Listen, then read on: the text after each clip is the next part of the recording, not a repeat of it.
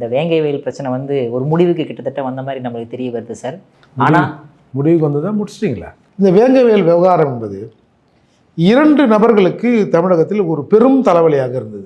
அதில் ஒருவர் மாண்புமிகு நம்முடைய முதல்வர், திமுக தலைவர், திராவிட மாடல் ஆட்சியின் தலைமகன் ஸ்டாலின் அவர்கள். இன்னொன்று வாழும் அம்பேத்கர், எழுச்சி தமிழர், அப்புறம் திராவிட சிறுத்தை தொல் திருமாவளவன் எங்கள் அண்ணன்.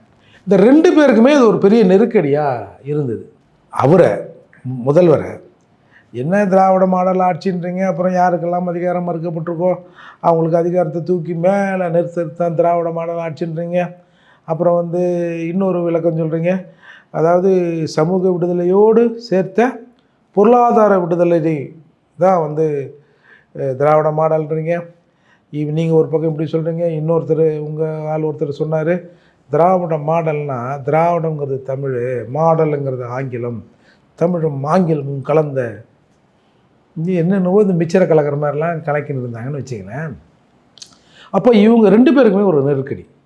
ஏன்னா வேங்கைவியல் வந்து ஒன்றும் கண்டுபிடிக்க முடியாத குற்றம் இல்லை, அதுக்கு ஒன்றும் எவிடன்ஸ் இல்லை, அது இல்லை, சாட்சி இல்லை, போனதில்லை, வந்ததில்லை, யாருமே எதை பற்றியுமே சொல்ல மாட்டான் அப்படின்லாம் இல்லை.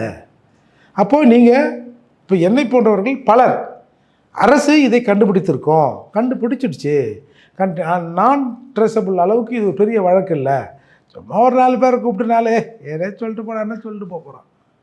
அப்போது அரசு எதற்கோ இதை மறைக்கிறது அப்படிங்கிற மாதிரி ஒன்று இருக்குது. திமுக கட்சியில் இருக்கிற ஒரு தம்பியை வந்து கொலை பண்ணிட்டாங்க, 12-13 வருஷம் ஆச்சு, இதனை எக்ஸ்பைரி டேட்டா அப்படிலாம் கேட்டார். அதுக்கு என்ன திமுககார மாதிரி பேசுகிறீங்க, நாங்கள் தொடர்ந்து அழுத்தம் கொடுத்துருக்குறோம் அப்படின்னாங்க. என்ன எங்கே வச்சு அழுத்துனாங்கன்னு தெரியல.